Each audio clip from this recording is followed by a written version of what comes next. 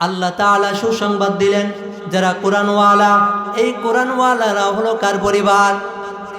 কোরআনওয়ালারা হলো আল্লাহর পরিবার। শুধু তাই নয়, আল্লাহ পাক রব্বুল আলামিন বলেন, হে দুনিয়ার মানুষ, যারা কোরআন জানে, যারা কোরআন বোঝে, তারা আমি আল্লাহকে সবচাইতে বেশি ভয় করে। আল্লাহ পাক রব্বুল আলামিন বলেন, ইন্নামা ইয়াখশাল্লাহা মিন ইবাদিহিল উলামা। অন্য আয়াতের তাফসীরের ভিতরে আল্লাহ তাআলা বলেন, ইন্নামা ইউআযযিমুল্লাহু মিন ইবাদিহিল উলামা।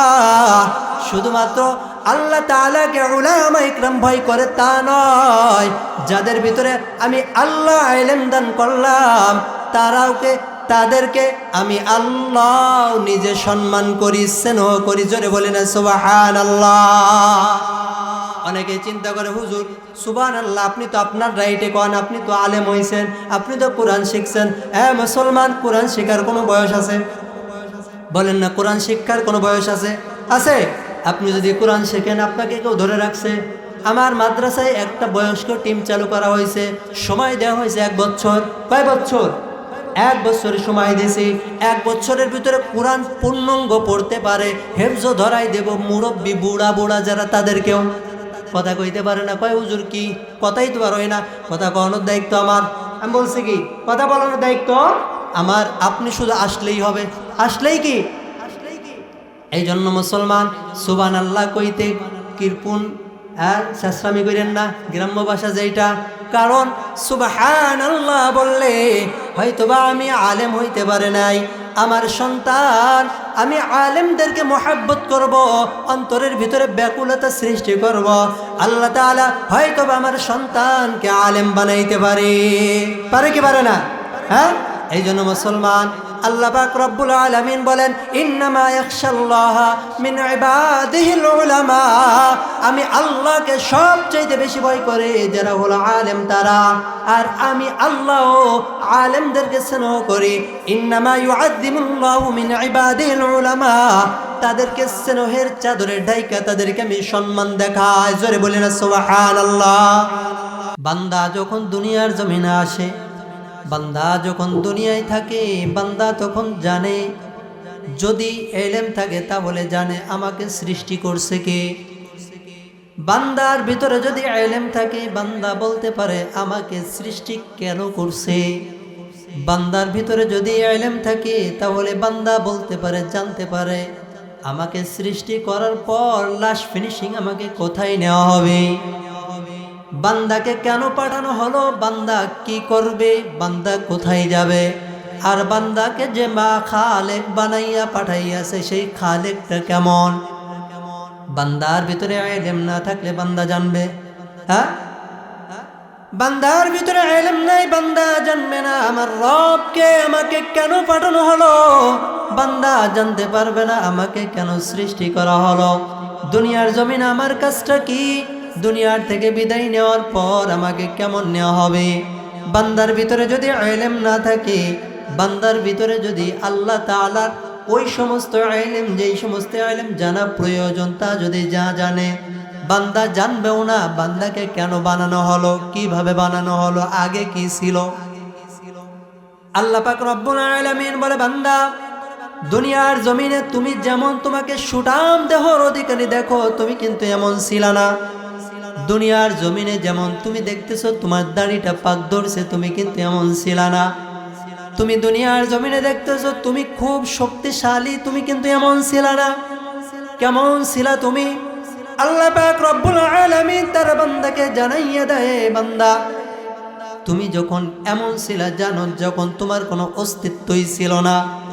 আল্লাহ পাক রব্বুল আলামিন বলেন, হাল আতা আলাল ইনসান হিনুম মিনাদ দাহরি লাম ইয়াকুন শাইআম মাযকুরা ইন্না খলাকনাল ইনসানা মিন নুতফা। এ বান্দা তুমি কিন্তু কিছুই ছিল না, তোমার কিন্তু অতীতে তোমার কোনো অস্তিত্বই ছিল না, কিন্তু তোমাকে আমি বানাইলাম একটা নুতফা থেকে। নুতফা কি থেকে?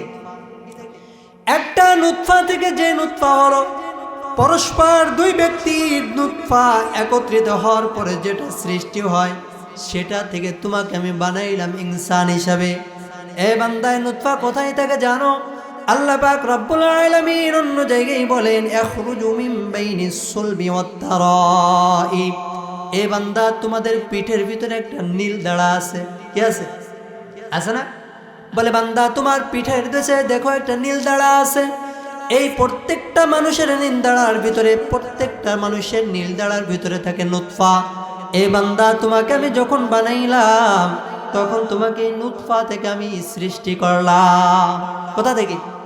নুতফা থেকে। বান্দার ভিতরে যদি ইলম না থাকে বান্দা জানবে তার সৃষ্টি কোথায়। বান্দা তার সৃষ্টি হলো, তার কোনো অস্তিত্বই ছিল না। অস্তিত্ব হলো কি? সেটা হলো নুতফা। অস্তিত্ব কি? নুতফা। নুতফা থেকে কোথা থেকে? নুতফা আসে হলো পিঠ থেকে। ইয়াখরুজু মিন বাইনিস সুলবি ওয়াত তারাইব। এ বান্দা তারপর এক এক করে তোমাকে আস্তে আস্তে আমি সৃষ্টি করলাম। আস্তে আস্তে কি করলাম? এ বান্দা তুমি দুনিয়ার জমিনে যদি আল্লাহ পাক রব্বুল আলামিন তোমাকে কোথায় বানাইলো, কিভাবে বানাইলো, আবার তোমাকে নিয়ে যাবে কোথায়? তোমার ভিতরে ইলম নেই, তুমি জানবা? জানার কোনো উপায় আছে? বলেন, জানার কোনো উপায় আছে? জানার কোনো উপায় নাই। আল্লাহ পাক রব্বুল আলামিন বলে বান্দা তোমার দুনিয়ার জমিনে যে ইলমটা জানলে তোমার উপকার, কিন্তু জানো এই ইলম যদি তোমার ভিতরে থাকে তাহলে আল্লাহ পাক রব্বুল আলামিন বলে বান্দা শোনো, ইলমের ফজিলাতে দুনিয়ার জমিনে তোমাকে তো আমি একা মাখলুক বানাই নাই। দুনিয়ার জমিনে আমি অনেক অগণিত মাখলুক বানাইয়াছি। কিছু কিছু রিওয়ায়াত পাওয়া যায় 18,000 মাখলুকাত। আল্লাহ পাক রব্বুল আলামিন বলে বান্দা আমি দুনিয়ার জমিনে তোমাকে বানাইলাম একা নয়, কিন্তু আমি তোমাকে বানাইলাম একজন, নাম দিয়ে দিলাম ইনসান। নাম কি দিলাম? তোমাকে আমি বানাইলাম ইনসান হিসেবে। আর যত মাখলুকাত আছে 18,000 মাখলুকাতের ভিতরে আর যত বাকি আছে সব মাখলুকাত কিন্তু তোমার অনুসরণ করবে, তোমার অনুকরণ করবে। এ বান্দা শুধু অনুসরণ করবে না, তুমি দুনিয়ার জমিনে যখন চলবা তখন তোমার জন্য ওই যে আমি আল্লাহ যত মাখলুকাত দিলাম সমুদ্রের তলে দেশে, ওই যে গর্তের পিপিলিকা দিলাম ছোট্ট ছোট্ট, ওই পিপিলিকাও তোমার জন্য দোয়া করবে। কি করবে? পিপিলিকা আমার জন্য দোয়া করুক, এটা চাই কি চাই না? সমুদ্রের মাছ আমার জন্য দোয়া করুক, চাই কি চাই না? শুধু তাই নয়, এ বান্দা তোমার ভিতরে এমন কিছু গুণ আছে যে গুণটা যদি তুমি ভিতরে ধারণ করতে পারো তাহলে ওই যে আসমানের একটা নাম দেওয়া হয় মালাইকা, যার আগেও গুনাহ নাই পরেও গুনাহ নাই, কখনো গুনাহ হবেও না, নিষ্পাপ। ফেরেশতাদের গুনাহ আছে? বলেন না, আজকের গুনাহ আছে? গুনাহ নাই। ফেরেশতাদের গুনাহ নাই। বলে এ ফেরেশতারা, যে ফেরেশতাদের কোনো গুনাহ নাই, যে ফেরেশতাদের দাম অনেক বেশি, আল্লাহ পাক রব্বুল আলামিন আল্লাহ রাসূলের মাধ্যম দিয়ে জানাইয়া দেয় এ বান্দা তুমি তো ইনসান, তোমার বয়স শেষ হয়ে যায় নাই, ইনসান হইলেই হবে, তোমার বয়সের কোনো লিমিট নাই, 70, 80, 50, 40, 30, 20 কোনো লিমিট নাই। তুমি যদি তোমার ভিতরে ছোট্ট একটা কলবের ভিতরে যদি ইলম নামের একটা বস্তু ঢুকাইতে পারো, সেই ইলমটা হলো আহলুল কোরআনুল ইলম, কোরআনের ইলম যদি ঢুকাইতে পারো, আল্লাহ পাক রব্বুল আলামিন ওই আসমানের ফেরেশতাদেরকে বলে এই আসমানের ফেরেশতারা আমার বান্দা দেখো হেঁটে যায়। আর ওই ফেরেশতারা যখন ওই বান্দার হেঁটে যায় দেখে, বলে ওই বান্দার পায়ের নিচে ওই নূরের ফেরেশতারা তাদের ওই নূরের পরগুলো পায়ের নিচে বিছাইয়া দেয়। সুবহানাল্লাহ। এই জন্য মুসলমান বান্দার ভিতরে যদি ইলম না থাকে বান্দা জানতেও পারে না তার কি জন্য বানানো হলো, কোথা থেকে বানানো হলো। বান্দার ভিতরে যদি ইলম আনতে পারে তাহলে বান্দার নিজের দাম, বান্দার সম্মান বেশি। মাখলুক দোয়া করে আল্লাহ পাক রব্বুল আলামিন, যদি আল্লাহ নিজে যদি এই মাখলুক যদি দোয়া করায়, দুনিয়ার অনেক মানুষ বলতে থাকে, দুনিয়ার অনেক মানুষ বলে হুজুর ওই কোরআনের ইলম শিখায় লাভ কি, 2 দিন পরে করবে তো ভিক্ষা। হ্যাঁ, আমরা যেটাকে মনে করি আমাদের জোনারের মানুষ অনেক সরল সোজা, অনেক দিন প্রিয়, না আছে জোয়ার কোট, না আছে তাসের কোট, সব চাইতে ভালো, কিন্তু জোনারের মানুষ অনেক ক্ষেত্রে দুর্বল, অনেক ক্ষেত্রে দুর্বল, তারা দিন বোঝে না। তারা যদি মাদ্রাসা উন্নয়নের জন্য কালেকশন করা হয় তারা বলে ভিক্ষা করতেছে। কি বলে? বাংলাদেশে নয়, সারা বিশ্বের ভিতরে হয়তো অনেক রাষ্ট্র উন্নত হয়ে গেছে, কিন্তু আস্তে আস্তে সামনে বলবো ইতিহাস। আল্লাহ, আমরা দুনিয়ার জমিনে প্রত্যেকটা মুসলমানের দায়িত্ব ছিল এই দ্বীনি প্রতিষ্ঠান করা। দ্বীনে কি করা? প্রতিষ্ঠান করা সবার দায়িত্ব ছিল, কিন্তু আমরা করতে পারি? করতে পারি না। কেন করতে পারি না? আমরা দুনিয়ার জমিনে কেউ বা এক দল চলে যায় সংসারের দিকে, কেউ বা চলে যায় মেডিকেলের দিকে, কেউ বা চলে যায় অন্য কাজের দিকে। হয়তো বা হাতে গোনা কয়েকজন আসে এরকম কোরআনের মাহফিলে কোরআন শেখার জন্য, হয়তো বা মাদ্রাসায় যায় হাতে গোনা কয়েকজন, টেকে হাতে গোনা কয়েকজন। সবাই তো শিখতে পারে না। পারে শিখতে? আমরা চিন্তা করতেছি হুজুর কোরআনের শিক্ষা দেব ভালো, কিন্তু 2 দিন পরে তো ভিক্ষা করবে। কি করবে? বর্তমান কিছু জেনারেশন আছে যারা আইএ পাস, যারা বিএ পাস, যারা সরকারিও চাকরি হয়েছে, তারপরেও তারা বুঝে শুনে সন্তানকে মাদ্রাসায় দেয়। কোথায় দেয়? মাদ্রাসায় দেয়। তারা কি বুঝে দেয়? তারা বুঝছে আয় হায় দুনিয়ার জমিনে যাই করি না কেন কোনোই লাভ হবে না, এই যে আমি যা শিখছি এই শিখার ভিতরে কোনো ফায়দা নাই, চাটকোলাডা হইতেছে। এই জন্য আমার সন্তানকে আগাগোড়া এখন থেকে মাদ্রাসায় দিই। কোথায় দিই? আমার বাবা আলেম, আমার বাবা তার জেনারেল শিক্ষিত, সরকারি চাকরি করে। আমার বাবা আলেম, সে যদি চিন্তা করতো নাই না এই আলেম হওয়ার পরে বিপদ, আলেম হওয়ার পরে কোনো দিক দাম পাওয়া যায় না, আলেম হওয়ার পরে কেউ দাম দেয় না, আলেম হওয়ার পরে কেউ বলে ভিক্ষা করে, আলেম হওয়ার পরে কেউ বলে থলে টেনে বেড়ায়, না না না, আমার সন্তানকে আমি আর মাদ্রাসায় দিতাম না, স্কুলে পড়াবো। পারতো কি পারতো না? হ্যাঁ, পারতো কি পারতো না? আমার ক্লাসমেট যারা ছিল শুনেন 3 পর্যন্ত ছিল রোল, তাহলে চাইলে কি 5-এ যাইতে পারতাম না? স্যারেরা রাগ করছে, নিয়ে গেছে কেন মাদ্রাসায়? বৃত্তিটা দিত, বৃত্তি একটা পাইতো, লাভ হইতো। এই জন্য মুসলমান আমার বাপ দেখছে না না দুনিয়ার জমিন আমি যে শিক্ষা শিখছি এটাই হলো পারফেক্ট, এটাই হলো একুরেট। আল্লাহ পাক রব্বুল আলামিন, আমরা দুনিয়ার জমিনে অনেক মানুষ বলি, দুনিয়ার মানুষ বলি কওমি মাদ্রাসায় পড়াইয়া কি হবে, কওমি মাদ্রাসা পড়াইয়া কোনো লাভ হবে না। এ মুসলমান একটু বুকে হাত দিয়ে বলেন না, জুনারি গ্রামের ভিতরে কওমি মাদ্রাসায় যারা যারা পড়ছে, এখন লেখাপড়া শেষ করছে, তারা এখন বেকার ঘুরে বেড়াচ্ছে, মনে একজন আছে কিনা? দেখাইতে পারবেন? নাই নাই নাই। দিঘের ভিতরে দেখেন, দিঘি গ্রামের ভিতরে অনেক মানুষ, অনেক আলেম তৈরি হয়ে গেছে, তারাও কেউ বেকার নাই। কিন্তু দেখেন আপনার এলাকায়, পাশের এলাকায় এমন অগণিত অগণিত মানুষ পাবেন যারা ইউনিভার্সিটিতে পড়ছে, বিভিন্ন কলেজ শেষ করছে, তারপরেও ওই কোনো কাজে পেশায় যায় নাই, তারা মাঠে আছে, তারা বিভিন্ন কাজকর্ম করতেছে। মাঠের কাজ খারাপ না? বিভিন্ন কর্ম খারাপ না, কিন্তু তারা দেখেন অনেক যে শিক্ষা শিখছে ওই শিক্ষার উপরে সে বেকার, সেই শিক্ষার উপরে সে কি মাঠের কাজ করতে, তার তো আগেই ছিল বাপের তাই করে, কিন্তু যে শিক্ষা শিখছে সেই শিক্ষার উপরে সে কি করতেছে না, কোনো কাজ করতেছে না, তাহলে কি বেকার। কিন্তু দেখেন বাংলাদেশের ভিতরে প্রতি বছর লাখ লাখ লাখ কওমি মাদ্রাসা থেকে ফারেগ হয়ে বাইর হয়, মুফতি হয়ে বাইর হয়, বেকার তৈরি হয় না।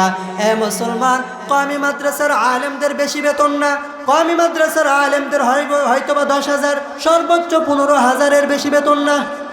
ঢাকায় হয়তোবা কিছু বড় বড় শায়েখ থাকতে পারে যাদের বেতন 20,000 বা 25,000, এর বেশি 1 টাকাও না। আর গ্রামের মসজিদে যান 7,000, 5,000, 3,000, 4,000। মিথ্যা বলতেছি? হ্যাঁ, এটাই বেতন। কিন্তু এই গ্রামের যারা 7,000, 5,000, 6,000, 7,000, 4,000 বেতন পায়, এই হুজুররা কয়দিন আপনার জোনারের মোড়ে আর বাড়ায় বিভিন্ন জায়গায় বেতন বাড়াও বলে আন্দোলন করেছে। করেছে নাকি একদিনও? না করলে একটু জোরে বলেন না, করছে আন্দোলন? হ্যাঁ, কোন হুজুর আন্দোলন করছে? ঢাকার শাহবাগ চত্বরে কোন হুজুর আন্দোলন করছে? শাপলা চত্বরে আলেমরা মার খাইলো, সেখানে কি বেতন বাড়ানোর জন্য? হ্যাঁ, বেতন বাড়ানোর কথা বলে মার খাইছে। ওই যে ঢাকার ভিতরে বড় বড় ময়দান, সোহরাওয়ার্দী উদ্যানে, সেখানে যায় বাংলাদেশের কওমের আলেমরা বেতন বাড়ানোর জন্য যায় না। এই জন্য মুসলমান, আল্লাহ পাক রব্বুল আলামিন, একটা কবি একটা শের বলতেছে, जो तू मेरा सब कुछ मेरा, फलक मेरा ज़मीं मेरी, अगर एक तू नहीं मेरा तो कोई शै नहीं मेरी। आय আল্লাহ, তুমি আল্লাহ একা যদি আমার হয়ে যাও, দুনিয়ার কিছুই লাগবে না, দুনিয়ার কিছুই চাই না, দুনিয়ার কোনো সম্পদ চাই না, দুনিয়ার কোনো চাকচিক্য চাই না। তুমি আল্লাহ আমার হয়ে যাও তাতেই হবে। কিন্তু দুনিয়ার সব কিছু পাইলাম, কিন্তু তুমি আল্লাহ আমার হইলা না। আমি দুনিয়ায় এত কিছু পায়াও কিছুই পাইলাম না। এই জন্য মুসলমান, দুনিয়ার জমিনে কওমি মাদ্রাসার এই ছোট্ট ছোট্ট দেখেন, এখানে অনেক আলেম আছে, অনেক ছোট ছোট বাচ্চারা আছে, এদেরকে জিজ্ঞাসা করলেই বোঝা যাবে। আপনি ডাক দিয়ে জিজ্ঞাসা করবেন, বাজান কওমি মাদ্রাসায় ভর্তি হয়েছ, তুমি কি জানো কওমি মাদ্রাসায় ভর্তি হইলে তো সরকারি চাকরি হয় না, কওমি মাদ্রাসায় ভর্তি হইলে তো ওই যে দালালি করা যায় না, সচিবালয় আমলা হওয়া যায় না, বিভিন্ন জায়গায় টিওনো হওয়া যায় না, ডিসি হওয়া যায় না, ওসি হওয়া যায় না। ওই ছোট্ট বাচ্চাদের উত্তর দিবে, আমি কওমি মাদ্রাসায় ভর্তি হয়েছি একমাত্র আল্লাহ এবং আল্লাহর রাসূলকে রাজি খুশি করার জন্য। ওই ছোট্ট বাচ্চাকে জিজ্ঞাসা করেন, দেখবেন বলবে, হায় হায় আমি জানি কওমি মাদ্রাসায় কোনো চাকরি হয় না। এই ভোজ বাচ্চারা, কওমি মাদ্রাসায় কোনো চাকরি হয়? হ্যাঁ, তোমরা জানিয়ে ভর্তি হয়েছো না? হ্যাঁ, কওমি মাদ্রাসায় কিছুই হয় না, সরকারি কোনো অনুদান পাওয়া যায় না। তারপরেও ভর্তি হয়েছে কেন? বলে কেন ভর্তি হয়েছে জানেন? কওমি মাদ্রাসায় ভর্তি হইলে কওমি মাদ্রাসা থেকে চোর বাহির হয় না, কওমি মাদ্রাসা থেকে বাটপার বাহির হয় না, কওমি মাদ্রাসা থেকে সুদখোর বাহির হয় না, কওমি মাদ্রাসা থেকে ঘুষখোর বাহির হয় না, কওমি মাদ্রাসা থেকে দুর্নীতিবাজ বাহির হয় না, কওমি মাদ্রাসা থেকে ওই যে টেন্ডারবাজি করে তারা বাহির হয় না, কওমি মাদ্রাসা থেকে ওই সুদকে প্রশ্রয় দেবে এমন কেউ বাহির হয় না। শুধু তাই না, কওমি মাদ্রাসায় যারা আছে ওই সমস্ত আলেমদের সঙ্গে যারা চলে, তারাও এই সমস্ত 2 নম্বরই কাজের ভিতরে জড়াই না। সোহবতে সালেহ তোরা সালেহ কুনাদ, সোহবতে তালে তোরা তালেহ কুনাদ। এ বান্দা, এ মুসলমান, যদি কেউ সোনার লগে আস্তে আস্তে থাকে, আস্তে আস্তে ওইটা স্বর্ণে রূপান্তরিত হয়। যদি কেউ রূপার রঙে থাকে, আস্তে আস্তে পরশ পাথরের মতো এটা রূপান্তরিত হয়। আর যদি কওমি মাদ্রাসা কোরআনওয়ালাদের সঙ্গে যদি কেউ সংস্পর্শে থাকে, তার ভিতরে ওই কোরআনের একটা সুঘ্রাণ তার ভিতরে বইতে থাকে। ওই সুঘ্রাণের কারণে ওই বেচারা কোনো অন্যায় কাজ করবে, অন্যায় কাজ করতে গেলে তার ভিতরেই বাধা আসবে, না না না, আমি তো ওই যে মসজিদের ইমামের সঙ্গে চলি, আমি কেমনি এখানে দাঁড়াইয়া দাঁড়াইয়া সিগারেট টানি, আমি ওই যে মসজিদের ইমামের সঙ্গে চলি, আমি কেমনে মানুষ আর একজনের আলটা একটু ঠেলে দিই, আমি তো মসজিদের ইমামের সঙ্গে চলে, আমি কেমনে আর একজনের জমিন একটু কাইটে আমার জমিনে পানি নি, বাঁধবে কি বাঁধবে না? আর একজন দেখতে বলবে, আহ মিয়া ভাই তোমার ভাব তো ভালো না, তোমারে দেখি তো হুজুরের সঙ্গে চলতে, আবার পরের আইল কাটতেছে, বলবে কি বলবে না?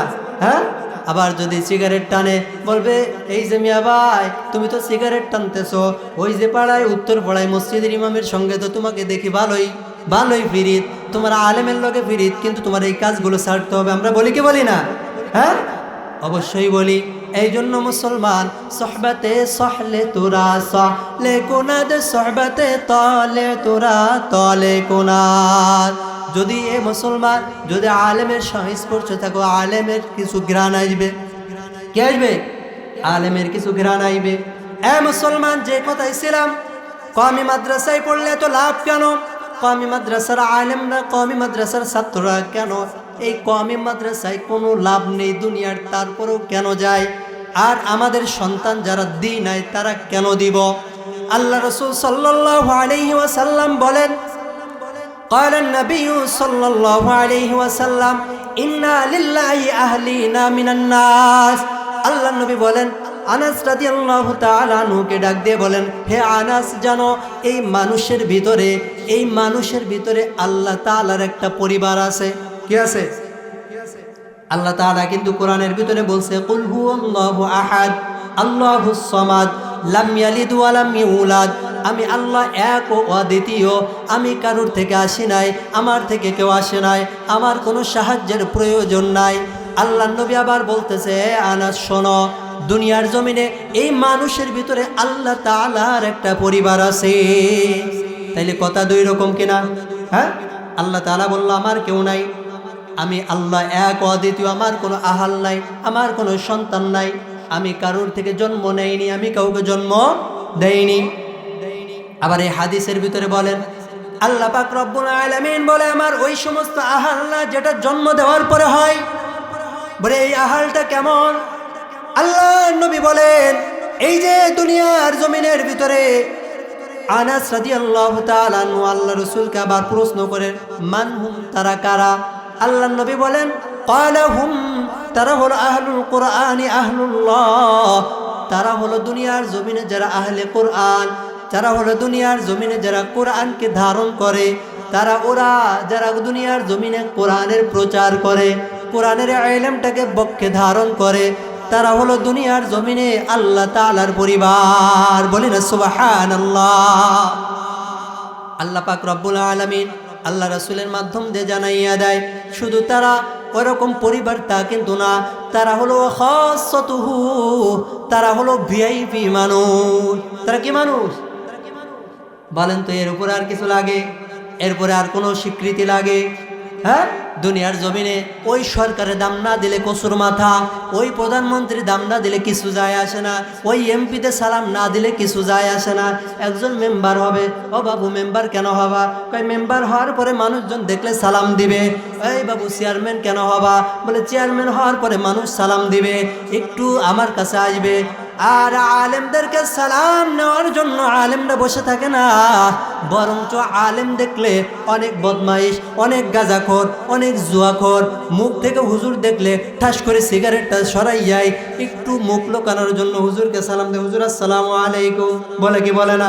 হ্যাঁ, সালামটা ভিতর থেকে আসে। আর দুনিয়ার জমিনে যদি এমন কোনো সুসংবাদ থাকে, আল্লাহ তাআলা যিনি আমাকে সৃষ্টি করলেন ওই আল্লাহ যদি বলে আহলিনা মিনান নাস, দুনিয়ার জমিনের ভিতরে আমার কিছু আহাল আছে, পরিবার আছে, বলেন তো এরপরে আলেমদের কওমি মাদ্রাসার সন্তানদের আর কোনো পুরস্কারের দরকার আছে?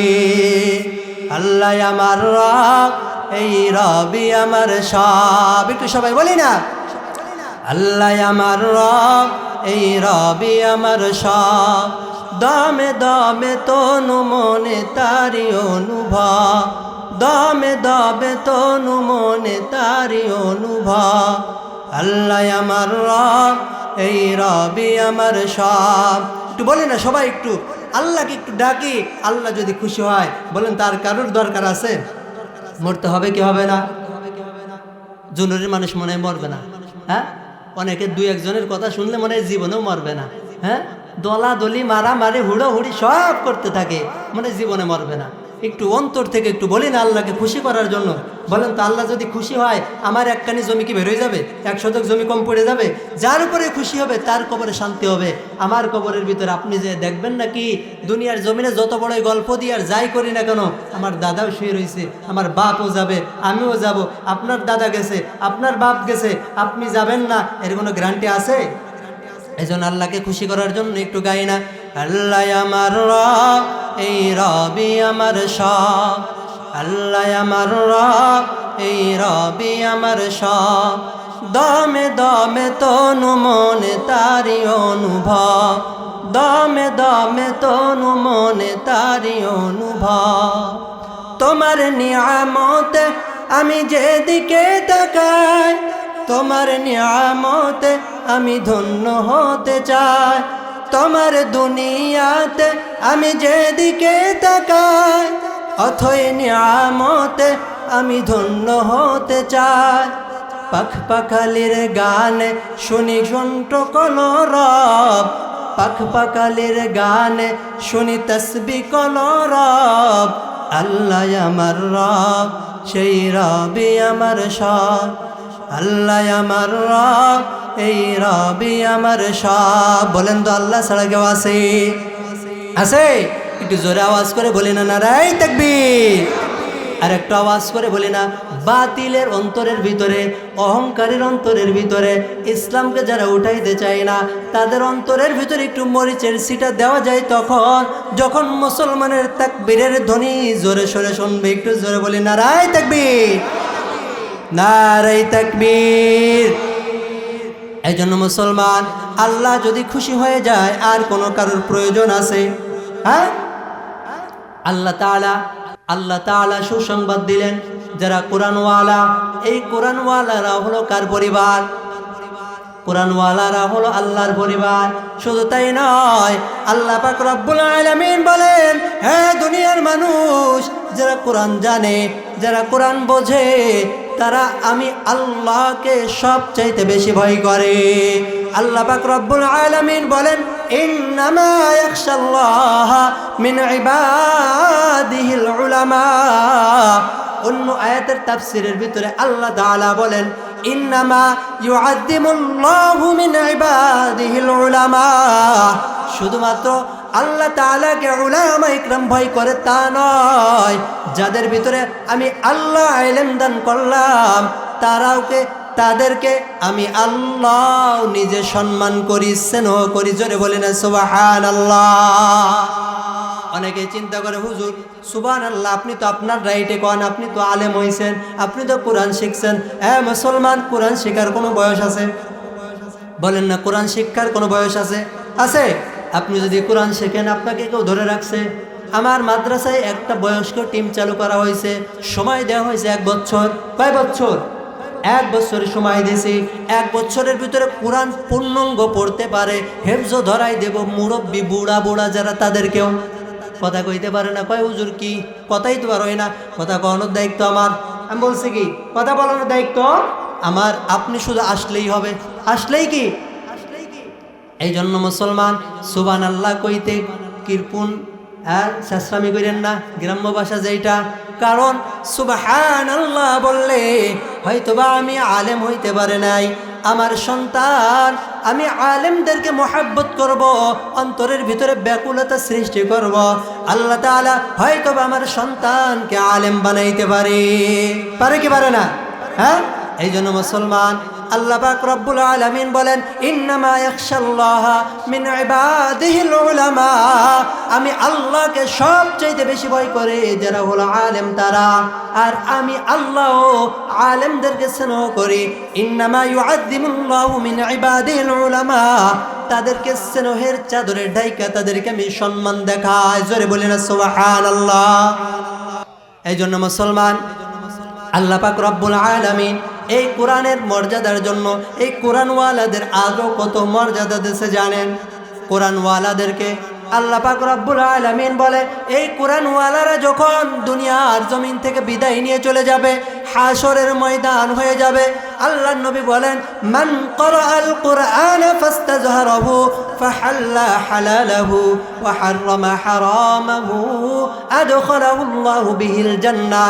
যারা দুনিয়ার জমিন থেকে কোরআনওয়ালা থাকবে, যারা দুনিয়ার জমিন থেকে কোরআন শিখবে, যারা দুনিয়ার জমিন থেকে কোরআনকে ধারণ করবে, যারা দুনিয়ার জমিন থেকে কোরআনকে প্রচার করবে, প্রসার করবে, কোরআনের পক্ষে থাকবে, মান ক্বরাআল কুরআনা, যারা কোরআন পড়তে পারবে, ফাস্তাজহারাহু ফাহাল্লা হালালাহু, এবং যারা হালালের উপরে থাকবে, ওয়া হাররামা হারামাহু, হারামকে হারাম মনে করবে, তাদের জন্য আদখালাহুল্লাহু বিহিল জান্নাহ, জান্নাতের ভিতরে আল্লাহ তাআলা তাদের জন্য আলাদা একটা ঘর নির্মাণ করবে। জোরে বলি না সুবহানাল্লাহ।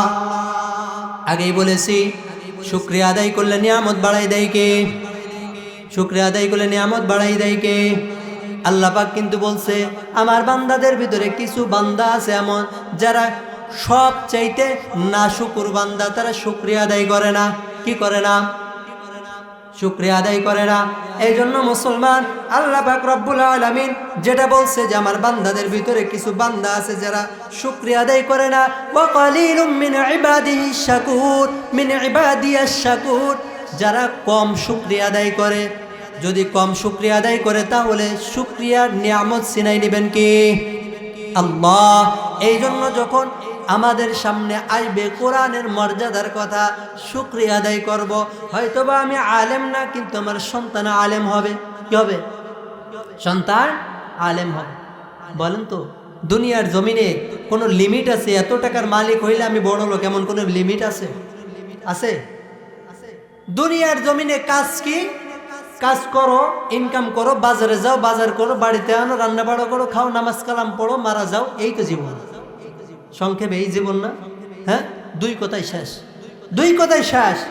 আমার সন্তান যদি কওমি মাদ্রাসায় পড়ে, মাদ্রাসার জন্য একজন কোনো ছাত্র আছে, আমি তো আমার বাপের এক পোলা, হ্যাঁ, আমার বাপের যা আছে দাদাইরা রেখে গেছে, যাই করে খাই না কেন, আমি যদি কোনো মাদ্রাসার জন্য, আপনাদের ভাষায় বলি যেটা আল্লাহর ভাষায়, মাদ্রাসার জন্য দিন কায়েমের জন্য আমরা চেষ্টা করি, আপনারা অনেকেই বলেন ভিক্ষা করি, ধরলাম ভিক্ষা যদি বা করি, 1 টাকাও তো আমার পকেটে আসে না, হ্যাঁ, 1 টাকাও আসে না। ওই যে আলেমদেরকে দেখেন আদায় করে, তাদের 1 টাকাও লাভ নেই, মাদ্রাসায় দিয়ে দেয় মাদ্রাসার জন্য।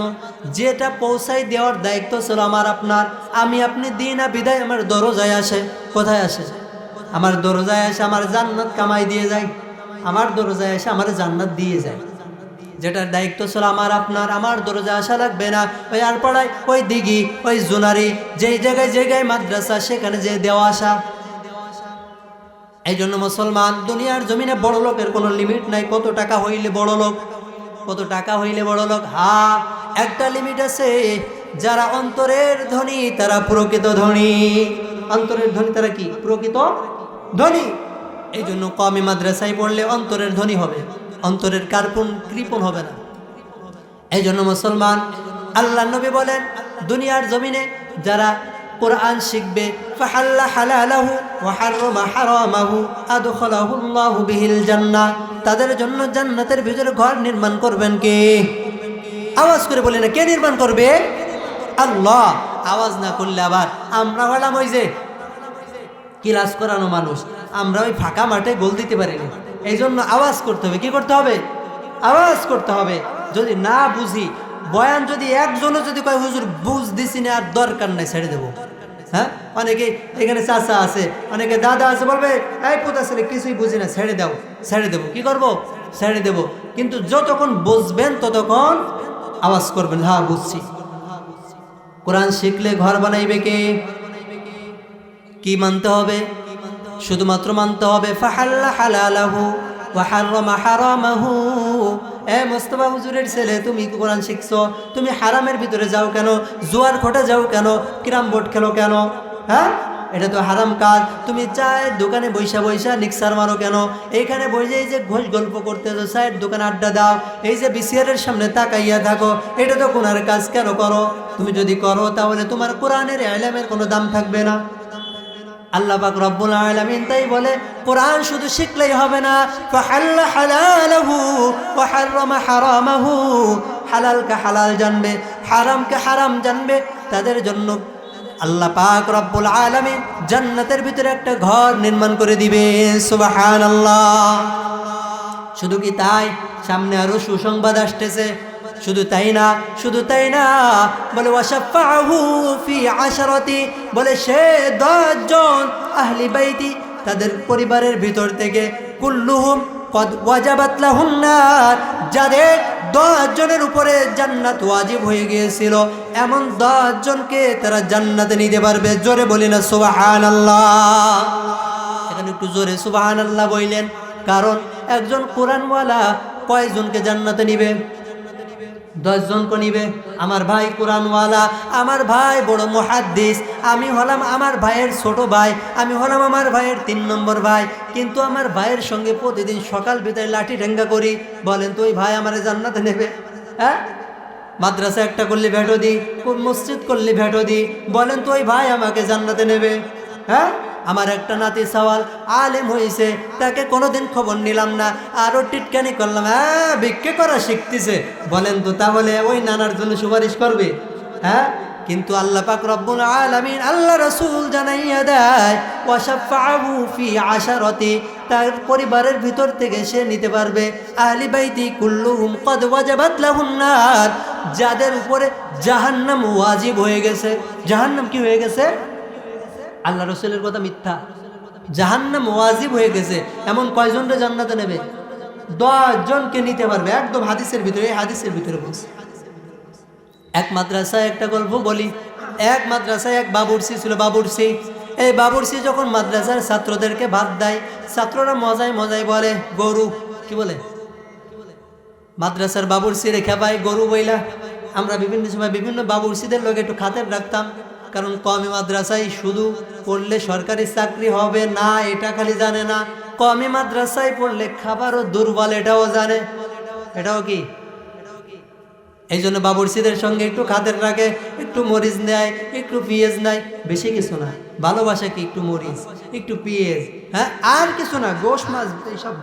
খালি বিভিন্ন সময় একটু বিপদে পড়ে গেলি, চাচা একটু মরিচ দিও। সত্যি কথা বলতেছি, যারা যারা পরবর্তীতে আলোচনা দেখবে তারা বল, ভাই এটা বাস্তব, এটা বাস্তব। আর বেশি কিছুর জন্য তার সাথে পীড়িত করে না, এইটুকের জন্য পীড়িত করে। বিভিন্ন সময় বাবুর্চি রেখা পায়, ওই রকম ভাবে ওই মাদ্রাসার বাবুর্চি রেখা পাইতেছে গরু বইলা। কি বইলা? গরু। মাদ্রাসার বাবুর্চি খুব নরম মানুষ, আল্লাহর বান্দা কোনোদিন রাগ করে না, কিন্তু হঠাৎ করে কি নিয়ে যেন মিজাজ খারাপ। এমন সময় ছাত্ররা ডাক দিয়ে বলতেছে গরু। কি বলতেছে? ওই দিন মিজাজ খারাপ হয়ে গেছে। ঠান্ডা মানুষ, একবার রাগলে ডাক থামানো অনেক কঠিন। হ্যাঁ, রাগে না ভিন্ন কথা, রাগলে থামতে চায়। মাদ্রাসার মুহতামিমকে যে বলতেছে, হুজুর এই যে চাকরি করতাম না, বোর্ডিং ঘরের চাবি দিয়ে গেলাম, রাইখে চলে গেছে বাড়ি।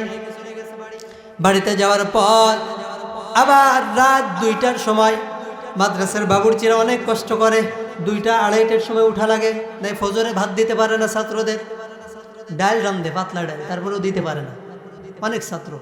তারপর মাদ্রাসায় একটু যায়েন মাঝে মাঝে থানার সামনে। ওই বাবুর্চি 2টার সময় এসে মুহতামিমের ঘরের দরজা নাড়া দেয়।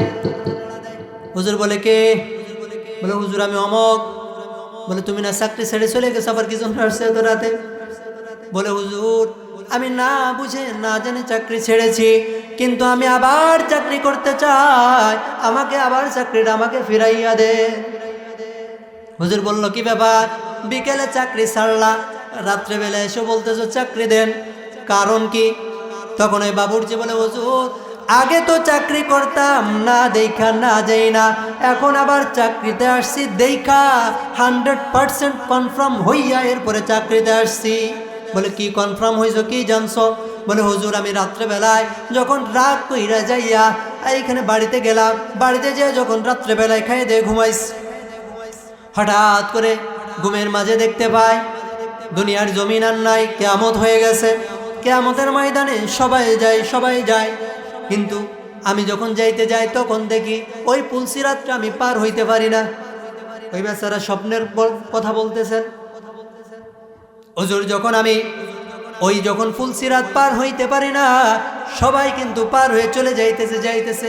হঠাৎ করে দেখি এই যে আমাকে যারা সমস্ত মাদ্রাসার ছাত্ররা খেপায়, এই ছাত্ররা হঠাৎ করে যাইতে প্রায় সবাই চলে গেছে। পিছন থেকে একটা ছাত্র আমাকে দেখছে, দেখে সবাইকে ডাক দিয়ে বলে, এই তোরা তো সবাই চলে যাস, ওই যে দেখ আমাদের গরু, আমাদেরকে যে ভাত রান্না করে খাওয়ায়, ওই যে সাইডে সেই গরুটা দাঁড়াইয়া আছে। কি আছে? গরুটা দাঁড়াইয়া আছে। হুজুর তখন সব ছাত্র যখন পার হয়ে চলে গেছে, এমন সময় আমি তো ওই পুলসিরাতের পুলটা পার হইতে সাহস পাইতেছি না আমার আমলের জোরে। কিন্তু হুজুর এই কথা বলার সঙ্গে সঙ্গে ওই মাদ্রাসার ছাত্রগুলা আমাকে একে অপরে মাথার উপরে সবাই আনন্দের সাথে বিভিন্ন হাসি মস্করা করতে করতে পুলসিরাতটা পার করে দিছে। বলে, হুজুর এই স্বপ্ন দেখার পর যখন ঘুম ভাঙছে, তখন আমার চোখের পানি বন্ধ হয় না, আমার চোখের পানি বলতেছে। আর বিবিকে বললাম, বিবি বলতেছে বড় ভুল হয়ে গেছে, যাও ওই মাদ্রাসায় যাও, তোমাকে যদি গরু বলে ওই আলেমদের কোরআনওয়ালাদের মুখের গরুর ভাষাটা শুনেও তুমি ওইখানে থাকো। হুজুর এই জন্য জানছি, বিদায় আসছি। এই জন্য মুসলমান, আগেই বলছি, কোরআনওয়ালার সঙ্গে থাকলে কোরআনের ঘ্রাণ আসে, আলেমদের সাথে সম্পর্ক করলে আলেমদের কিছু তো আসে, আলেমদের কিছু। এই জন্য মুসলমান, দুনিয়ার জমিনে আল্লাহ পাক রব্বুল আলামিন যখন আখিরাত কায়েম হয়ে যাবে, তখন কিন্তু আলেমদের মর্যাদা হবে। এই দুনিয়ার মুসলমান যারা কোরআনওয়ালা, তাদেরকে সুপারিশ করতে দেওয়া হবে। এ মুসলমান, এ কোরআনওয়ালা, তোমার মতো তুমি সুপারিশ করো, যে তোমার আহালের ভিতরে তুমি সুপারিশ করো। একটা হাদিসের সনদ যদিও বা দুর্বল, ফজিলাতের ক্ষেত্রে কোরআনওয়ালা গেল, আলেম যে কোরআন হাদিস সমস্ত কিছুর জ্ঞান রাখে, এই ব্যক্তি কতজন নিতে পারে? ব্যক্তি কতজন নিতে পারে? হয়তো বা হাদিসটা দুর্বল, বিভিন্ন মতন্ত সনদে আসতে পারে। বলা হয়েছে একজন আলেম যে একদম কোরআন অনুযায়ী জীবন যাপন করে, সব জ্ঞান আছে, বলে উনি তার চোখের দৃষ্টিসীমা যেই পর্যন্ত যায় ওই পর্যন্ত যদি আল্লাহর কাছে সুপারিশ করে, আল্লাহ পাক রব্বুল আলামিন ওই আলেমকে না বলতে লজ্জা পায়। বলে না সুবহানাল্লাহ। ফজিলাতের হাদিস। যদি এমন হয়ে থাকে, বলেন তো আলেমদের সাথে সম্পর্ক করতে দোষ আছে? হ্যাঁ, কিছুই জানি নে, খালি যে হুজুরের লোকে পীড়িত করবেন, যে ইমাম সাহেব আছে তার লোকে বেশি কিছু লাগবে না। হুজুরের মন পাইতে ওই আপনার মসজিদে ইমাম সাহেব আছে, বেশি কিছু লাগবে না। বাড়ির থেকে দুইটা গরম গরম ধুবি পিঠা বানাই নিয়ে বাটির ভিতরে একটু সারে নিয়ে যেয়ে দেবেন, দেখবেন খুশি হয়ে গেছে। 10 জায়গায় বলবে এই ব্যক্তি আমার সাথে, হ্যাঁ সিস্টেম, হুজুরা বেশি কিছু চায়। যদি বেশি কিছু চাই তো ও মিয়া ভাই, বেশি কিছু চাইলে ইজি বাইক নিয়ে বেরোইলে প্রতিদিন 1500 টাকা ইনকাম করা যায়। 700 টাকা কমপক্ষে, 800 টাকা কমপক্ষে। 800 টাকা হইলে মাসে কত হয়? ওই 4000 টাকা চাকরি, 7000 টাকা চাকরি করতো না। কিসের জন্য করে? একমাত্র লিল্লাহ, আল্লাহকে রাজি খুশি করার জন্য, আল্লাহর জন্য করে। কথা বলেন ঠিক কি ঠিক না?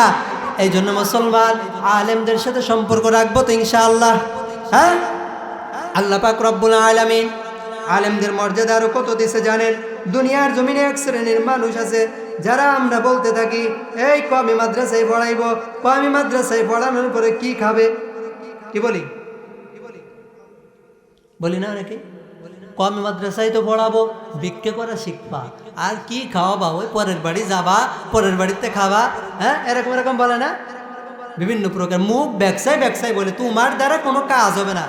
ওই যে এক শ্রেণীর টিভির টক শোতে বসে না, হ্যাঁ, কিছু টিভির টক শোতে বসে পণ্ডিত তারা বলে যে এক শ্রেণীর কওমি মাদ্রাসায় পড়ুয়া অনেক ছাত্র আছে যাদেরকে বাংলাদেশের কোনো কাজে লাগে না, তাদের এলেমটা, তাদের জ্ঞানটা কোনো কাজে আসে না।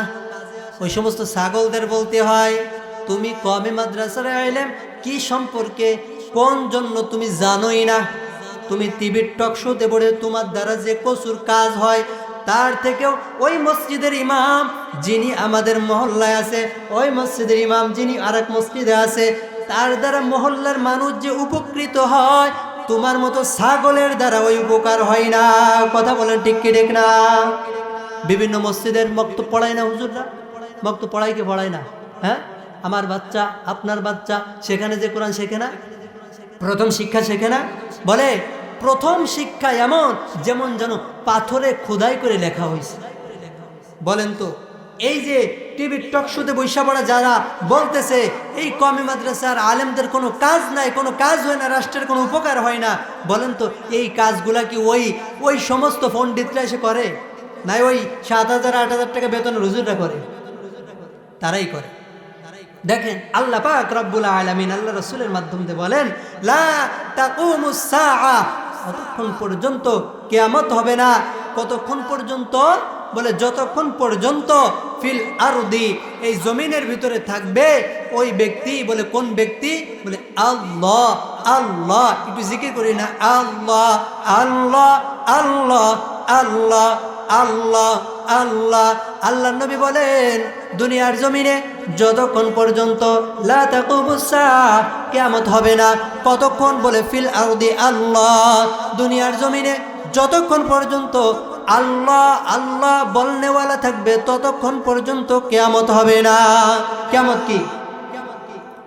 আমরা আলেমদেরকে নিচু দেখি, আলেমদের মনে করি আকাম্মা, কিন্তু আল্লাহ পাক রব্বুল আলামিন আল্লাহ রসুলের মাধ্যম দিয়ে আল্লাহ রসুল বলেন, আল্লাহ রসুলের জামানায় আল্লাহ রসুলের কাছে এক ভাই, তারা দুই ভাই।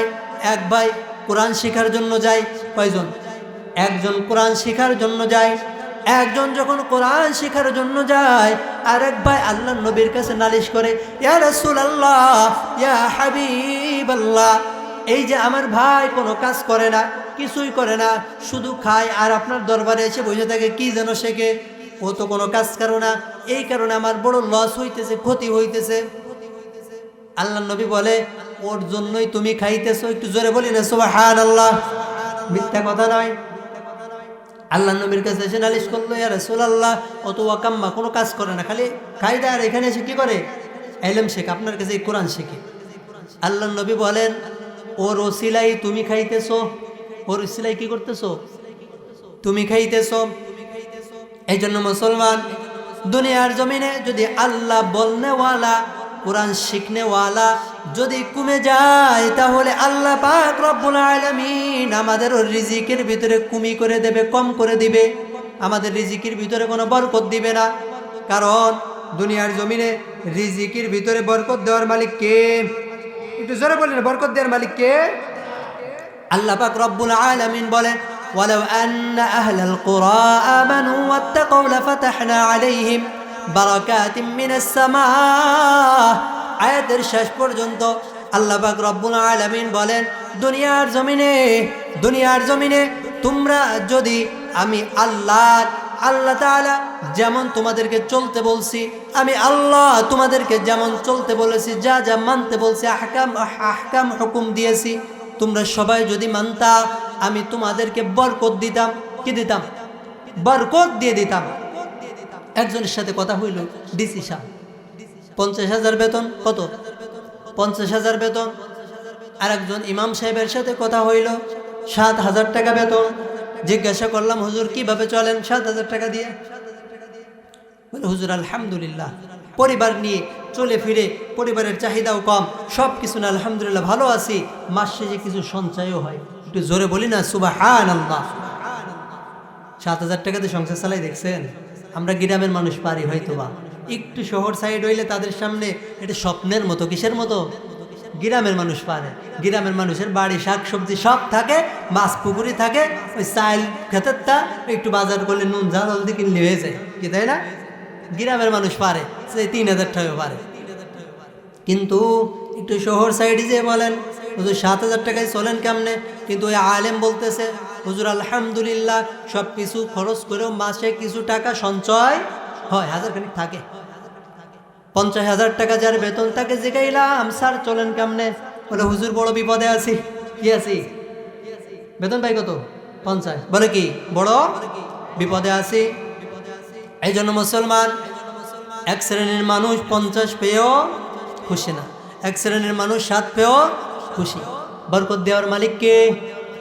হয়তো বা বরকত, কিছু বরকত আসে একদম আল্লাহর প্রদত্ত, যেমন অল্প জিনিসেই বেশি, অল্প জিনিসে কি। আর একটা বরকত আসে, তুমি বেতন পাও 50, তোমার খরচও 50, তোমার খরচও 50, তোমার খরচ কি? যেমন আমার প্রতি মাসে যে 50 বেতন পায়, সে বলতে, হুজুর আমার প্রতি মাসে ওষুধই লাগে 30,000। ওষুধ কত? 30,000। প্রতি মাসে চেক আপ করাইতে, মেডিকেল চেক আপ না করাইলে হয় না। প্রতি মাসে শপিং, সপ্তাহে শপিং হয় না, আরো 50 দিন ঋণ থাকে। কি থাকি?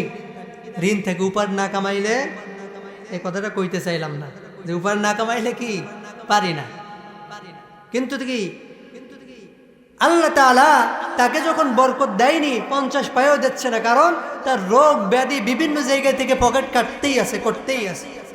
আর দেখেন 7,000 টাকা পায়, বড় কোনো ব্যাধি নাই, বড় কোনো খরচ নাই, মার্কেটে যাওয়ার কোনো চিন্তাই নাই, নিজে পছন্দ করে বিবির জন্য যা এনে দেয় ওটাই এনাফ, আলহামদুলিল্লাহ। তাও কি দেখা যায় কি 2-3 মাস 4 মাস পরে একটা কাপড় দিলেই কি সবাই সন্তুষ্ট। 50,000 বেতন পাই, আইফোন দিলেও সন্তুষ্ট হয় না। কি আনছো? এই মডেল শেষ হয়ে গেছে, এটার মডেল বাংলাদেশ থেকে চলে গেছে, নতুন মডেল এসে ওইটা দাও। হ্যাঁ, চাহিদা ভরপুর। এই জন্য বরকত দেওয়ার মালিক কে? বারাকাতিম মিনাস সামাই ওয়াল আরদ, আসমান জমিনের বরকত দেওয়ার মালিক কে? এই জন্য মুসলমান, কওমি মাদ্রাসা নয়, কোরআন ওয়ালারা যারা, কোরআন ওয়ালাদের ওসিলায় আল্লাহ তাআলা সারা দুনিয়ার মানুষদেরকে নিরাপদ রাখে। কি রাখে? সারা দুনিয়ার মানুষদেরকে নিরাপদ রাখে। এই জন্য মুসলমান, কোরআন ওয়ালা হতে রাজি আছি তো ইনশাআল্লাহ? সবাই একটু আল্লাহকে হাত জায়গায় দেখি তো, রাজি আছি তো ইনশাআল্লাহ? ইনশাআল্লাহ বলেন তো।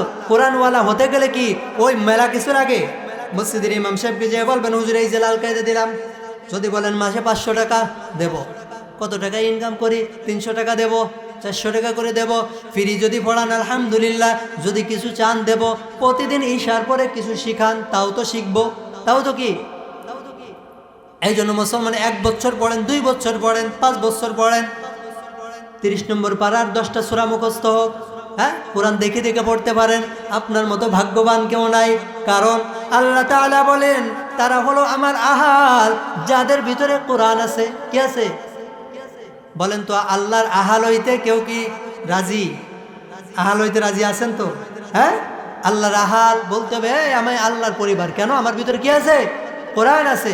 কতজনই তো বলে এই চেয়ারম্যানের সাথে আমার ভালো সম্পর্ক, এমপির লগে ছবি আছে, থাবা দিয়ে বলে না, বুকে থাবা দিয়ে বলে এই এমপির লগে ছবি আছে। বেটা বুকে থাবা দিয়ে বইল, ভিতরে কোরআন আছে। তোমাকে যে বানাইলো, যে সৃষ্টি করছে, তোর পেটের মধ্যে যেটা ঘোরায়, তোর মাথার মধ্যে যেটা ঘোরায়, তোকে যে দেখতে দেয়, ওই যে মালিক আল্লাহ, ওই আল্লাহর পরিবারের লোক আমি। কথাবার্তা সাবধানে কস। কি যুবকরা বেশি কথা কয়? যুবকরা কি করে? বেশি কথা বলতেছে, থামাইতে পারে না। হুজুর বলতেছে ডাইরেক্ট, এই বেটা থাম, নাই কিন্তু এমন বদদোয়া দিব বিয়ে কিন্তু কোনোদিন হবে না। থেমে গেছে কেন?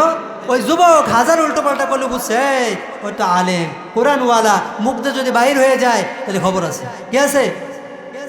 এই জন্য মুসলমান কোরআনওয়ালারা কারো রিজিক মারে না, বরঞ্চ কোরআনওয়ালারা মানুষকে আরো রিজিক দেয়। কি দেয়? কোরআনওয়ালাদের জন্য আল্লাহ তাআলা রিজিকের ব্যবস্থা করে দেয়। এই জন্য মুসলমান কোরআনওয়ালাদের দুনিয়ায়ও দাম, আখেরাতেও দাম। কোরআনওয়ালাদের জন্য সুসংবাদ, আল্লাহর পরিবার কোরআনওয়ালাদের জন্য আল্লাহ তাআলা মানুষকে দুনিয়ার জমিনে রিজিকের ব্যবস্থা করে। এবার আসেন কোরআনওয়ালারা আল্লাহ পাক রব্বুল আলামিন আমাদেরকে কতটুক শিক্ষা ফরজ করছেন? কতটুক শিক্ষা? প্রথমে হাদিস পড়েছি, তালাবুল ইলমি ফরিদাতুন আলা কুল্লি মুসলিমিন ওয়া মুসলিমা। দুনিয়ার জমিনের মুসলমান, তোমরা প্রত্যেকটা নর নারীর তোমার দিনই একদম ফজর থেকে নিয়ে ঈশা পর্যন্ত দিনের যত আহকাম আছে, যত প্রয়োজনীয়তা আছে, যত মাসলা মাসাইল আছে, তোমার প্রয়োজন, তোমার দিন চলার জন্য প্রয়োজন, এইটুকু জানা তোমার জন্য ফরজ। এইটুকু জানা কি? কোরআন শিক্ষা করা ফরজ। কোরআন শিক্ষা করা কি? ফরজ। কোরআন পড়তে পারা কি? ফরজ কাজ। হ্যাঁ, কোরআন শেখা কিন্তু নফল না। হাফেজ হওয়া নফল, এবং ওজুব বিভিন্ন জায়গায় বলে নফল। কোরআন মুখস্থ করা কি? হাফেজ হওয়া নফল। সবাই হাফেজ হতে পারে না, কিন্তু মহল্লার ভিতরে, এই গ্রামের ভিতরে একজন থাকলে না। কিন্তু কোরআন শিখা ফরজ। আমার প্রত্যেক দিন চলার পথে ফজরের নামাজ পড়া, কিভাবে আমি কোন হালাল পথে যাইতেছি, মাঠে যাইতেছি, কোন কাজ করতেছি, জমি বন্ধু কমক তমক আগর পকর যা আছে সব শরিয়াত মতো হচ্ছে কিনা এটা জানা কি? ফরজ। বলে তালাবুল ইলমি ফরিদাতুন আলা কুল্লি মুসলিমিন ওয়া মুসলিমা। প্রত্যেকটা নর নারীর জন্য, প্রত্যেকটা মুসলমান পুরুষ এবং নারীর জন্য তার জিন্দেগি প্রতিদিন যে সমস্ত আহকামের সম্মুখীন হয়, এই আহকামগুলো জানা তার জন্য ফরজ। তার জন্য কি? নারীরা শিখবে তালিমি, যে মাদ্রাসায়, যে আপনারা শিখবেন মসজিদে, যে ইমাম সাহেবরা দইরা দইরা তালিমি বৈশা বৈশা, তাবলিগের ময়দানে যাইয়া, চরমনার ময়দানে যাইয়া, সারসিনার ময়দানে যাইয়া, বিভিন্ন জায়গায় যাইয়া। পারবেন তো ইনশাআল্লাহ? এই জন্য আমরা দ্বীনি ইলম শিক্ষা করবো তো ইনশাআল্লাহ। হ্যাঁ, রাজি আছি তো ইনশাআল্লাহ? আল্লাহ পাক রব্বুল আলামিন দুনিয়ার জমিনে আমাদের যাদের বাপ, আমরা যারা কি বাপ, তাদের কিছু দায়িত্ব আছে। বলে কি দায়িত্ব? ওমর ফারুক রাদিয়াল্লাহু তাআলা আনহুর কাছে একজন বেদিন এসে নালিশ করতেছে, আমিরুল মুমিনিন, এই যে আমার সন্তান, এই সন্তান আমার কোনো কথাই শোনে না। কি করে না? আমার কোনো কথাই শোনে না, আমার কোনো কথাই পাত্তা দেয় না। আমিরুল মুমিনিন বলে, তোমার সন্তানকে ডাক দাও। সন্তানকে ডাকছে, সন্তানকে আমিরুল মুমিনিন বলে, এই যে তোমার বাবা তোমার নামে নালিশ করলো, তুমি নাকি তোমার বাবার কোনো কথাই শোনো না, সম্মান করো না। তখন সন্তান আমিরুল মুমিনিনকে বলে, হে আমিরুল মুমিনিন, আমার বাবা তো আমার সম্বন্ধে নালিশ করেছে, আমার বাবার সম্বন্ধেও আমার কাছে নালিশ আছে। কি আছে? বলে কি নালিশ? বলে আমিরুল মুমিনিন, আমার বাবা আমাকে সঠিক জ্ঞানের শিক্ষা দেয়নি। কি করিনি? সঠিক জ্ঞানের শিক্ষা দেয়নি। আমিরুল মুমিনিন তখন বলে, বাবাকে ডাক দিয়ে বলে, এই বাপ শোনো, বাপ যারা তাদের জন্য আল্লাহ পাক রব্বুল আলামিন তিনটা দায়িত্ব রাখছে। কয়টা? তিনটা দায়িত্ব রাখছে। এক নাম্বার দায়িত্ব হলো যে বাপ হবে তার দায়িত্ব হলো তুমি যে বাপ হইতেছ, এক নাম্বার তোমার যে বিবি হবে, সন্তানের জন্য যে মা হবে, এই মাটাকে তুমি নির্বাচন করবা সলিড, যেন দিনদার হয়। কি হয়? যেন দিনদার হয়। দুই নাম্বার তুমি সন্তানের নাম রাখবা সুন্দর, দ্বীনি নাম রাখবা। তিন নাম্বার তুমি সন্তানকে কোরআন শিক্ষা দিবা। কি শিক্ষা দিবা? তাহলে পিতার দায়িত্ব কয়টা? পিতার দায়িত্ব তিনটা। ভালো করে, পিতার দায়িত্ব তিনটা। সুন্দর মা নির্বাচন, দুই নম্বর সুন্দর নাম নির্বাচন, তিন নম্বর কোরআনের শিক্ষা দেওয়া। কিসের শিক্ষা দেওয়া?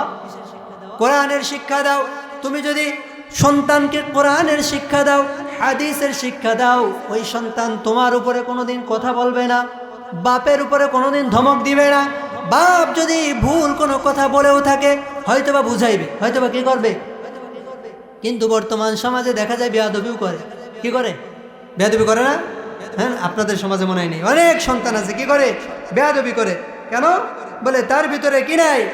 দ্বীনের জ্ঞান নাই। কিন্তু আল্লাহ পাক রব্বুল আলামিন অন্য জায়গায় বলেন, হ্যাঁ মুসলমান, তোমাদের কর্তব্য কি জানো? বলে কি কর্তব্য? বলে তোমাদের ভিতরে সব যদি এমন হয় যে এই যে গ্রামের মানুষ 50 জন আছে, কয়জন? বোঝানোর জন্য বলি, এই 50 জন তোমরা যদি সবাই মাঠে চলে যাও ওই ফসল উৎপাদন করার জন্য, এটা কিন্তু তোমাদের জন্য ঠিক না। বলে কি ঠিক? বলে ফালাউলা নাফারুম মিন কুল্লি ফিরকা তায়ফাতুন লিয়াতু ফিদ্দিন, যে তোমাদের ভিতরে কিছু কিছু মানুষ যারা থাকবে যে তারা হলো লিয়াতাফাক্কাহু ফিদ্দিন, তারা হলো আল্লাহ তাআলার দ্বীনকে অনুসন্ধান করবে, দ্বীনকে খুঁজবে, দ্বীনকে এক জায়গায় করবে। আর তোমরা কিছু মানুষ তারা যাবা ওই ফসল উৎপাদনের জন্য, খাবার তৈরি করার জন্য, খাবার আনার জন্য। আল্লাহ তাআলা বললেন তোমরা সবাই কি করো না? দুনিয়ার কাজে ব্যস্ত হয়েও না। কারণ বলে তোমাদের মাঝে যে এক শ্রেণী যাবে খাবারের জন্য, তাদের খাবারের দায়িত্ব। যে এক শ্রেণী যাবে জিহাদের জন্য, তাদের জিহাদের দায়িত্ব। যে এক শ্রেণী যাবে লিয়াতাফাক্কাহু ফিদ্দিন, যারা দ্বীন শিখার জন্য যাবে। বলে ওই যে ওই পাড়ায় বিভিন্ন যে মাদ্রাসায় যাইতেছে তাদের কর্তব্য হলো খালি দূরে দূরে না, তারা এই সমস্ত আয়োজন করো, তারা বাড়িতে আসো, বিভিন্ন মসজিদে এরকম টিম করো, এলাকার মানুষকে কি শেখানো যায়। ওই 50 জনের ভিতরে একটা টিম যাবে দ্বীন শিখার জন্য। তারা দ্বীন শিখবে, কোরআনের ইলম শিখবে, ফিকহ শিখবে, হাদিসের ইলম শিখবে, মাসলা মাসাইল শিখবে। শিখার পর যারা ওই যে সম্পদের জন্য গিয়েছিল তাদেরকে আবার শিখাইবে। তাদেরকে কি করবে? সব একটা করবে না। একটা দল চলে যাবে সম্পদের জন্য, একটা দল যাবে ওই যে জিহাদের জন্য, এক দল যাবে দ্বীনের জন্য। কোথায়? দ্বীনের জন্য। বলে সব একদিকে যাবে না। কেউ বা ইনকাম করবে, কেউ বা পাহারা দেবে, কেউ বা দ্বীন শিখবে। আর যারা দ্বীন শিখে আসবে, তারা যারা ইনকাম করে আসছিল তাদেরকে দ্বীন শিখাইবে, যারা পাহারা দিচ্ছিল তাদেরকে দ্বীন শিখাইবে। এই জন্য মুসলমান, আমার সন্তান যদি হয়ে থাকে সাইডে কয়টা, কেউ যদি 4 সন্তানকে মাদ্রাসায় দেয়, বলে সোনাই সোহাগা, নূরুন আলা নূর। বলে তার মতো ভাগ্যবান আর কেউ নাই, তার মতো কি নাই? ভাগ্যবান আর কেউ নাই। হযরত আলী রাদিয়াল্লাহু তাআলা আনহু একটা কবিতার ভিতরে বলেন যে তোমরা দুনিয়ার জমিনে আমি এক জায়গায় শুনছি জমকের বাপ একটা ফুলের বাগান তৈরি করে গেছে। কি তৈরি করে গেছে? ফুলের বাগান তৈরি করছে। আপনারা অনেকে বুঝবেন কথা বলার পরে। বলে কেমন? বলে তার বড় ছেলেও চাকরি করে, মেজো ছেলেও চাকরি করে, তারপরে আর একটা ছোট ছেলে আছে সেও কি করে? সরকারি চাকরি করে। বলে তাহলে কি? বলে ফুলের বাগান তৈরি করেছে, কারণ সব সন্তান হলো সরকারি চাকরিজীবী। গর্ব করে বলতেছে কিন্তু। বলে আর বলে নামাজ পড়ে। বলে নামাজ মনে হয় পড়ার সুযোগ পায় না, কোরআন পড়তে পারে না, কিন্তু কি ফুলের বাগান তৈরি করছে। কেন? বলে সরকারি চাকরি করে। কিন্তু আল্লাহ রসুলের সাহাবী হযরতে আলী রাদিয়াল্লাহু তাআলা আনহু তিনি বলেন, রদিনা কিসমাতাল জব্বারি ফিনা লানা ইলমুন ওয়ালিল জুহালি মানু। এ দুনিয়ার মুসলমান, তোমরা যারা মন খারাপ করতেছো, হায় হায় আমাকে তো দুনিয়া দেয় নাই, আমাকে তো আল্লাহ মনে হয় বেশি ভালোবাসে না, আমাকে আল্লাহ তাআলা বেশি সম্পদ দেয় না, এই যে দিনের ইলম দিছে, গরিব রাখছে, মনে হয় আল্লাহ আমাকে বেশি ভালোবাসে না। আলী রাদিয়াল্লাহু তাআলা আনহু বলেন, রদিনা ইসমাতাল জাব্বারি ফিনা লানা ইলমুন ওয়াল জুহালি মালি। দুনিয়ার মানুষ, আল্লাহ তাআলা যাদেরকে বেশি ভালোবাসে না তাদেরকে সম্পদ দান করে, আল্লাহ তাআলা যাদেরকে বেশি ভালোবাসে না তাদেরকে সম্পদ দেয়, আর যাদেরকে আল্লাহ তাআলা বেশি ভালোবাসে তাদেরকে ইলম দেয়। কি দেয়? কারণ দুনিয়ার জমিন থেকে সম্পদ ধ্বংস হয়ে যায়, আর আল্লাহ তাআলা বান্দাদেরকে যে ইলম দান করে ওই ইলম কোনোদিন শেষ হয় না। কি বলে না? ওই ইলম কোনোদিন শেষ হয় না। এই জন্য মুসলমান, আল্লাহ পাক রব্বুল আলামিন দুনিয়ার জমিনে আমাকে পাঠাইলো, বিদায় নিয়ে চলে যেতেই হবে।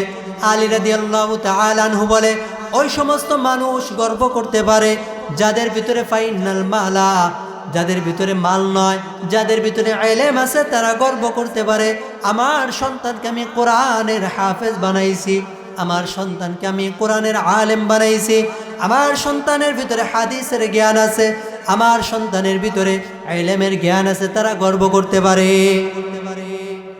এই জন্য মুসলমান, দুনিয়ার জমিনে আল্লাহ পাক রব্বুল আলামিন বলেন, দুনিয়ার জমিনে আল্লাহ পাক রব্বুল আলামিন বলেন, যারা কোরআন থেকে মুখ ফিরাইয়া নেয়, ওমান আ'রাদা আন যিকরি ফাইন্না লাহু মাঈশাতান দানকা ওয়া নাহশুরুহু ইয়াওমাল কিয়ামাতি আ'মা। আল্লাহ পাক রব্বুল আলামিন বলেন, হে দুনিয়ার মুসলমান,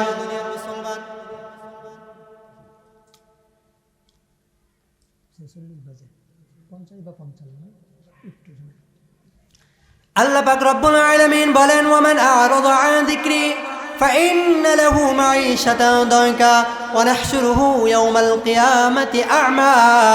এ দুনিয়ার মুসলমান, তোমরা যদি কোরআন থেকে যদি মুখ ফিরাইয়া নাও, কোরআন থেকে যদি বিমুখ হয়ে যাও, আল্লাহ পাক রব্বুল আলামিন কিয়ামতের ময়দানে তোমাদেরকে অন্ধ অবস্থায় উঠাইবে। কি অবস্থায় উঠাইবে? অন্ধ অবস্থায় উঠাইবে। কিয়ামতের ময়দানে চোখ থাকতে অন্ধ হতে চায়? হ্যাঁ, চান কেউ চোখ থাকতে অন্ধ হইতে? হ্যাঁ, মুসলমান, দুনিয়ার জমিনে আল্লাহ পাক রব্বুল আলামিন এই যে কোরআনের খেদমত, কোরআনের দাওয়াত, কোরআনের মজলিস, ইসলামের দাওয়াত, ইসলামের আলো আল্লাহ পাক রব্বুল আলামিন জ্বালাইয়া রাখতে চায়, কিন্তু এক শ্রেণীর মানুষ সেটাকে লিভাইয়া দিতে চায়। কি করতে চায়? একটু জোরে বলেন না, কি করতে চায়? হৃদয়ে লিভাই দিতে চায়। আল্লাহ পাক রব্বুল আলামিন বলেন, ইউরিদুনা লিউতফিউ নূরাল্লাহ বিআফওয়াহিহিম আল্লাহু মুতিম্মু নূরিহি ওয়ালাউ কারিহাল কাফিরুন। দুনিয়ার কাফের মুশরিকেরা, তোমরা যদি আমি যে আলো জ্বালাইয়া দিলাম সেই আলো যদি তোমরা নিভাইয়া দিতে চাও, এটা কোনোদিন দিতে পারবে? আল্লাহ পাক রব্বুল আলামিন যে আলো জ্বালায় সে আলো কেউ নিভাইয়া দিতে পারে? মুসলমান, আমরা মুসলমান হয়ে ইসলামকে সংরক্ষণ করি না, আমরা মুসলমান হয়ে ইসলামকে আঁকড়ে ধরি না।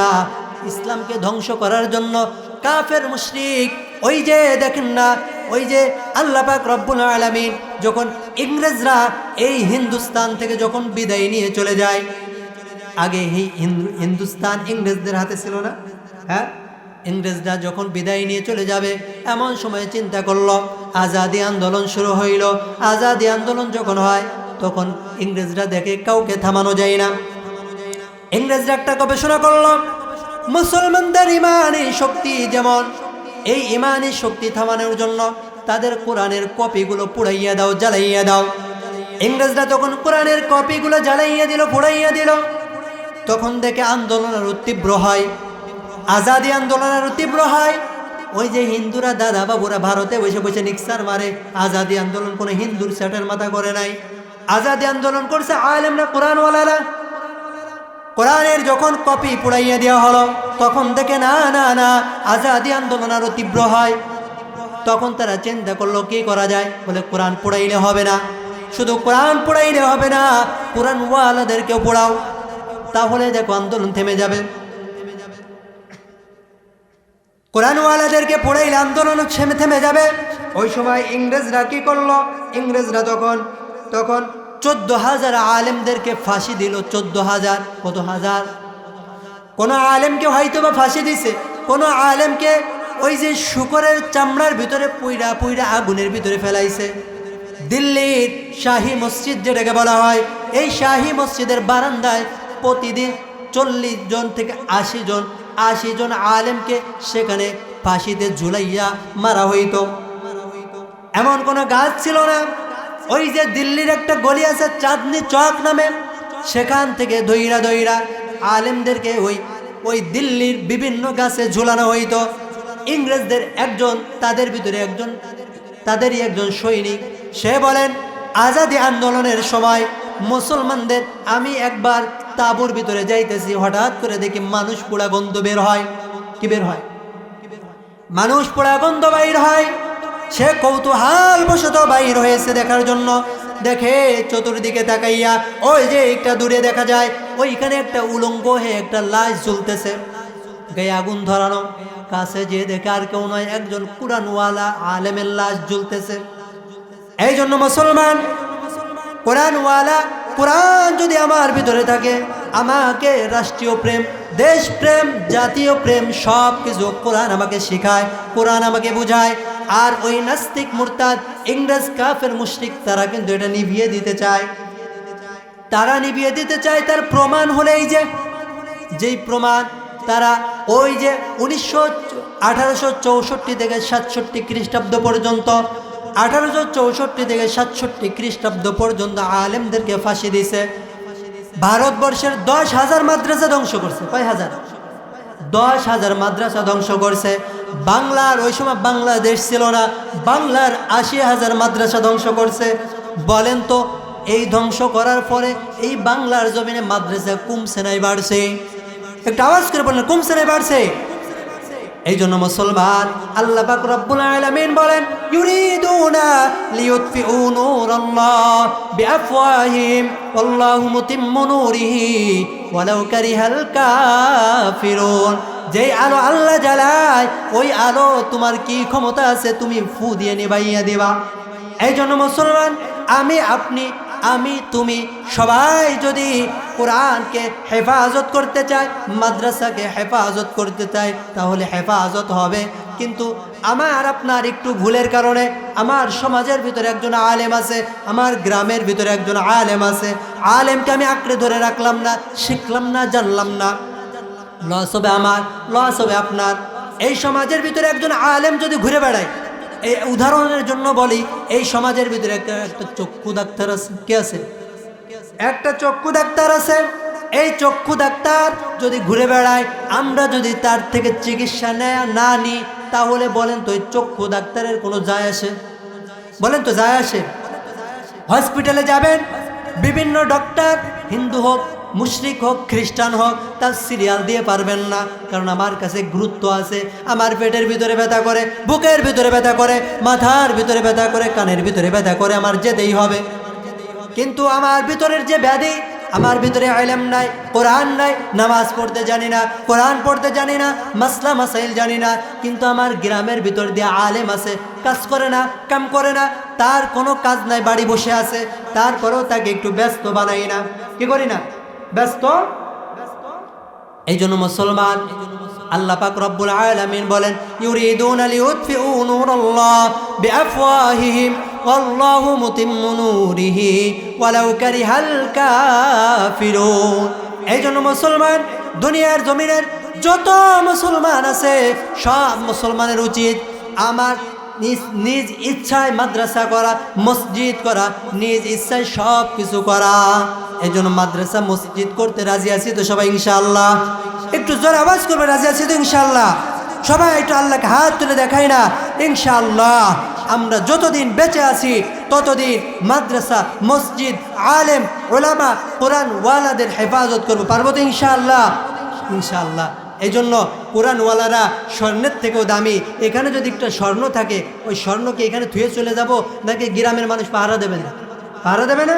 এই জন্য কোরআনওয়ালা, আলেম, হাদিসওয়ালা যদি ভিতরে কেউ থাকে, তাকে আমরা এইভাবে আগলে রাখবো, পারবো তো ইনশাআল্লাহ? ইনশাআল্লাহ। আল্লাহ পাক রব্বুল আলামিন আমাদেরকে যারা শ্রবণ করেছি, যারা আলোচনা করেছি, সকলকে আলোচনার দ্বারা হেদায়েত দান করে, সকলে বলে আমিন। ওয়া আখিরি দাওয়ানা আনিল হামদুলিল্লাহি রাব্বিল আলামিন।